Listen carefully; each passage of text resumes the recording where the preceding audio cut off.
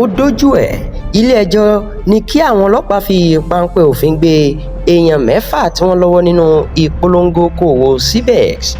Ile-ẹjọ gíga ìjọba àpapọ̀ kan nílùú Àbújá ti sọ pé kí wọ́n fi pampẹ òfin gbé gbogbo àwọn tí wọ́n gbẹnu sí ìpolówó ètò sógúndogójì kan tó lànà láìpẹ́ yìí tí wọ́n pè ní Crypto Bridge Exchange, ìyẹn CBEX.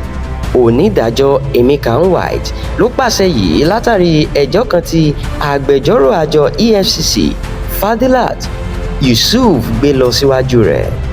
Àwọn afurasí mẹ́fà ọ̀hún ni Adéfowóra Ọlánìpẹ̀kun, Adéfowóra Olúwaníṣọlá, Emmanuel Uko, Ṣèyí Olóyèdé, Avroso Otrudo àti Chukwuebuka Eyirim. Àjọ EFCC rọ ilé-ẹjọ́ láti fún àwọn ní àṣẹ láti fi àwọn afurasí náà pamọ́ sákòlò wọn títí di ìgbà tí ìwádìí yóò parí lórí ẹ̀sùn títan àwọn aráàlú sínú sógúndogójì tí wọ́n fi kàn wọ́n. EFCC ṣàlàyé pé ṣe ni wọ́n purọ́ fún àwọn aráàlú pé ìdá 100 ni wọ́n yóò rí padà lórí iyekíye tí wọ́n bá fi sínú ètò ọ̀hún. Ṣe bí ẹni tó bá ń wá fà náà gbọ́dọ̀ múra fún òfò. Bí ògùn ẹni bá dani lójú, àáfi gbari ni. Màá fi òṣèlú sílẹ̀ pátápátá tí ẹgbẹ́ PDP bá rí ìbò ẹẹdẹgbẹta nílùú Ẹsa-Oke. Wọle Ọkẹ ló sọ bẹ́ẹ̀. Ọ̀nàrẹ́bù Wọle Ọkẹ ti sọ pé òun yóò dágbére fún òṣèlú tí ẹgbẹ́ People's Democratic Party bá rí ìbò ẹẹdẹgbẹta nílùú Ẹsa-Oke nínú ìdìbò ọdún 2026.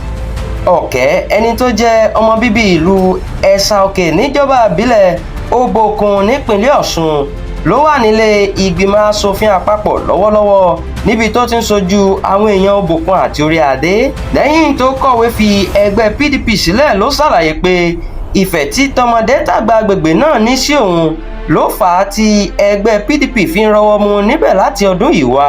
Ó fẹ̀sùn kan ìjọba gómìnà Adémọ́lá Adélékè pé kò náání àwọn èèyàn Obokun àti Orí Adé gbogbo ìgbìyànjú òun láti rí nǹkan gidi gbà látọ̀dọ̀ ìjọba sí agbègbè náà ló sì já sí pàbó. Bákan náà ni Ọ̀kẹ́ fẹnu sátà àwọn tí wọ́n jẹ́ abẹ̀sìnkáwọ́ Adélékè lágbègbè náà.